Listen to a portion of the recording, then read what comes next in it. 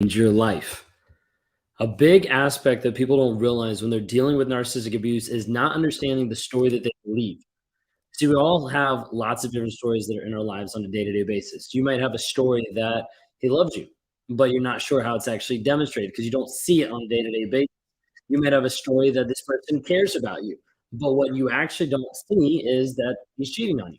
And like we see these and we make these up over and over and over again of having these different stories in our life that we start to believe. We start to think this makes sense. This is real. When in reality, a lot of times it's not. You see, until a person gets to the place that they can admit and they can acknowledge the thing that's actually happening in their life that is actually fake, that's actually false, that's actually a false reality, a false version of the truth that's actually happening, nothing's ever going to change. Nothing's going to get different. This is what happens a lot of times when you're in a narcissistic relationship. You'll be at the place where you'll be like, wait a second, I think this is the truth, but it's not. But it's flipped around, but it's changed. Until you're able to rewire the story that you believe, you will always stay. You will always go back to a toxic person. You will do this over and over and over again, no matter what.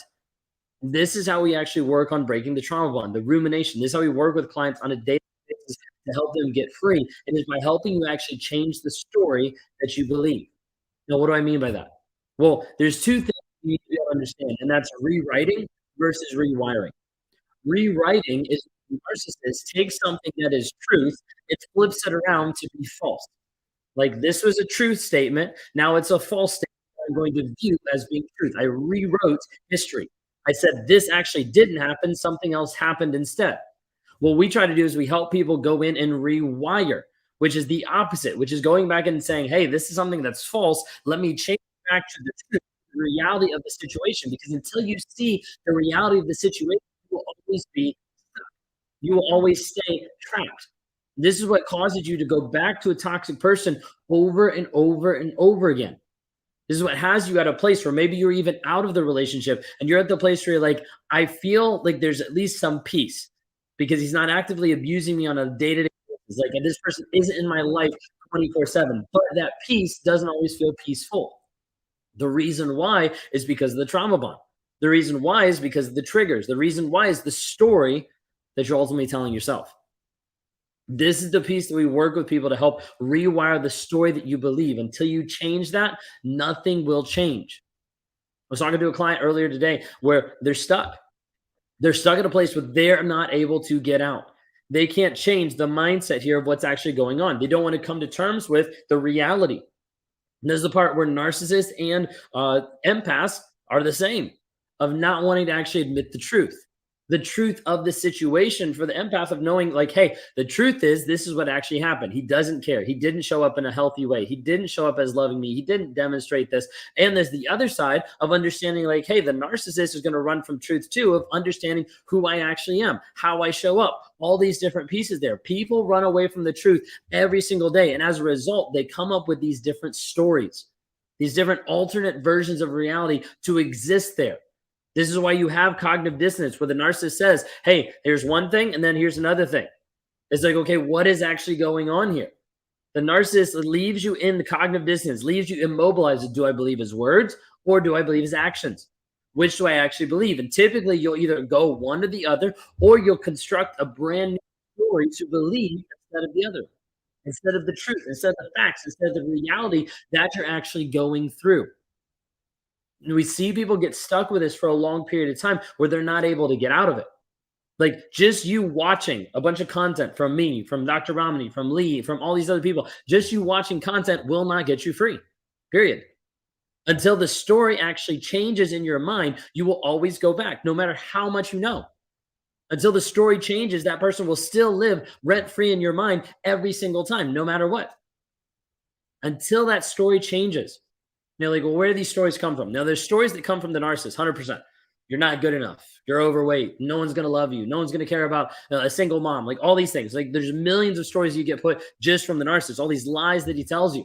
Okay, but then there's also the aspect of not just the stories from the narcissist, but the stories that you've grown up thinking and believing to be real.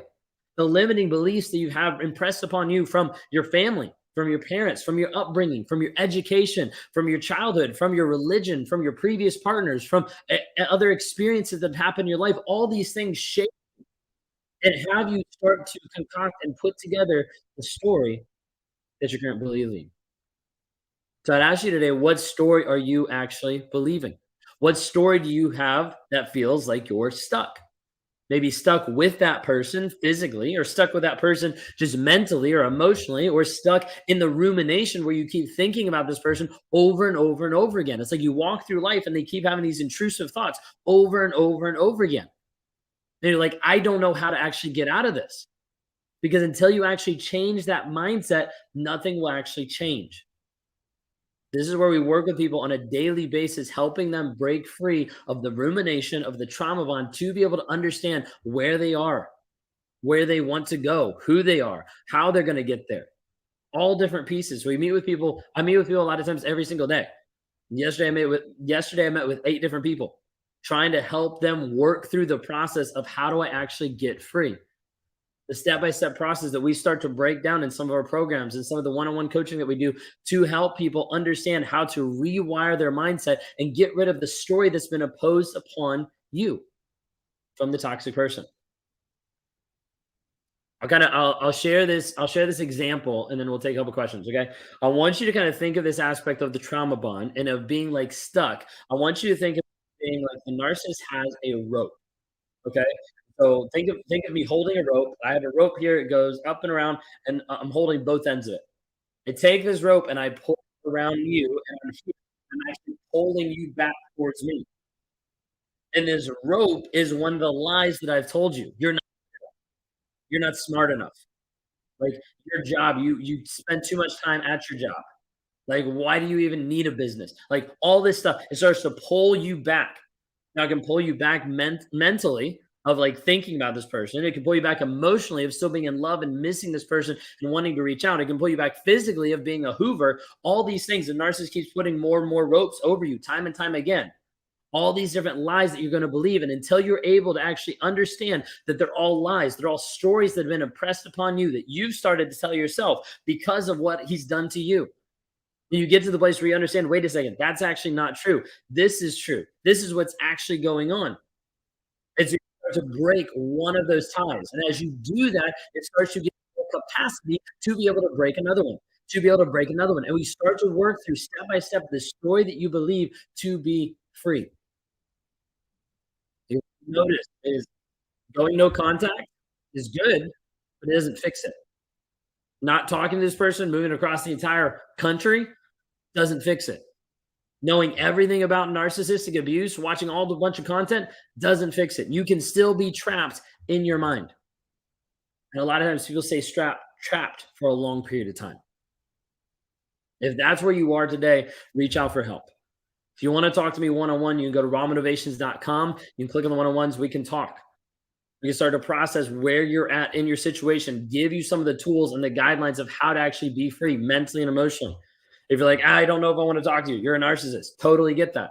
Click on the link in the bio, escape toxicity, a 7-day challenge for $7. You get lifetime access to go in. There's like 30, I don't know, it's like there's like 40 videos in it. 40 videos that are geared on like stepping you through understanding narcissism, narcissistic abuse, reactive abuse, the guilt and the shame you feel, how to actually move forward, what the trauma bond actually is, things like that to help you understand, and a community right there that you can post your daily assignments and work towards your healing process.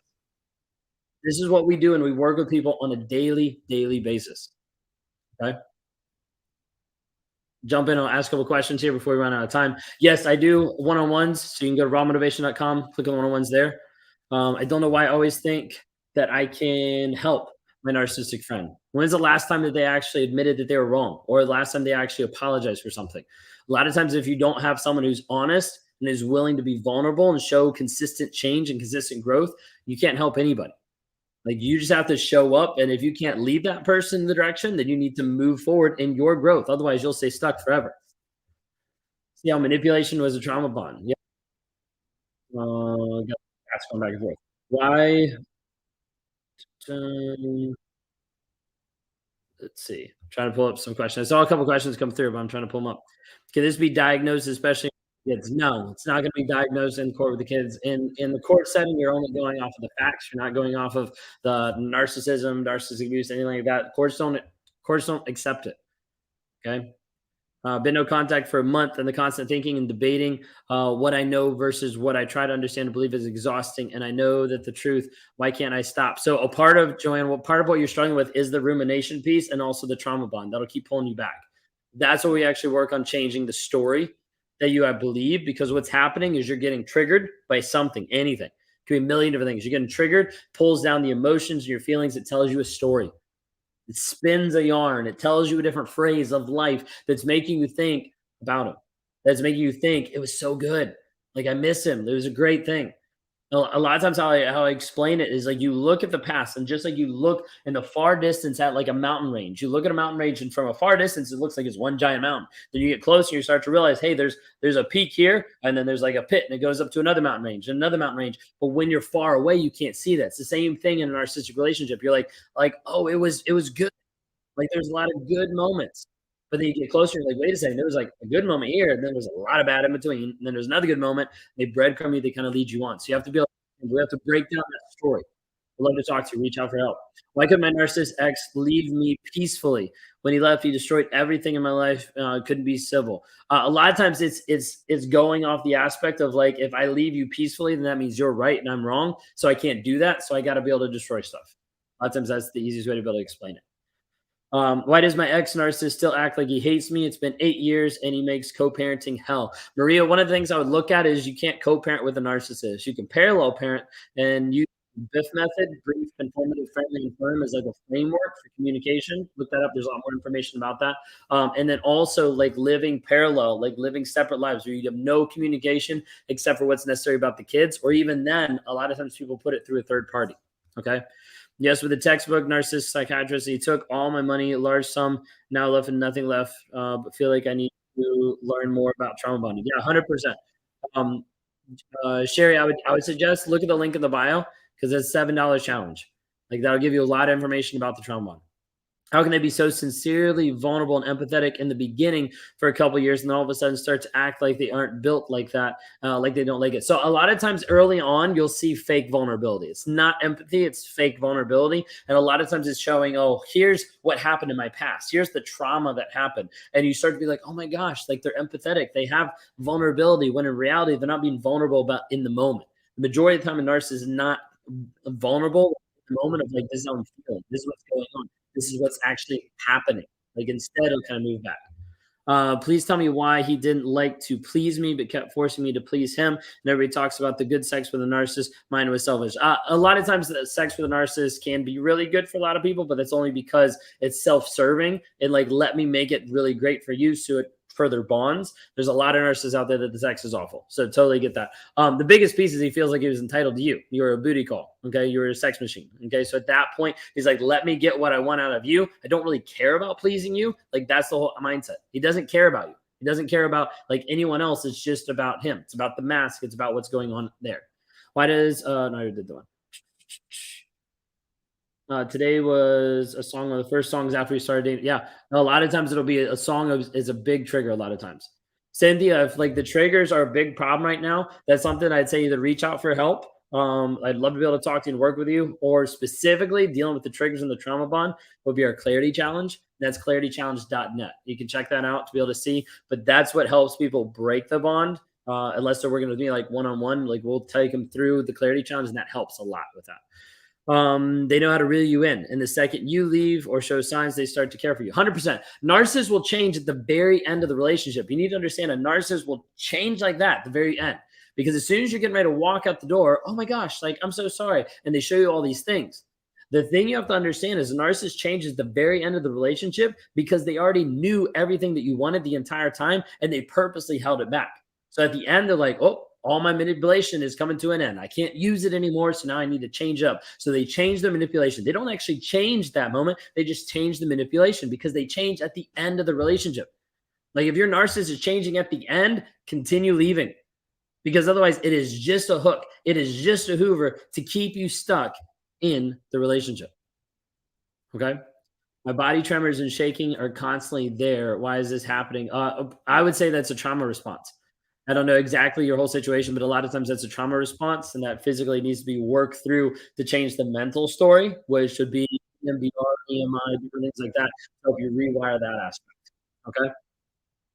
Thank you guys so much. If you guys want to work with me one-on-one, you can go to rawmotivation.com. Would love to be able to help you out as best I can there to guide you and give you answers to your questions, help give you some aspects of closure in that regard, and point you in the right direction of moving forward and breaking the trauma bond. If you're like, I don't really know about this guy, check it out. EscapeToxicity.com. The link's in all the bios. It's our 7-day challenge for $7. You get access to the community there, lifetime access. You can access it. You can do your daily assignments with other people to help you understand that you're not crazy, you're not alone, and you're not hopeless. Like if you're in this spot today at all, please reach out for help.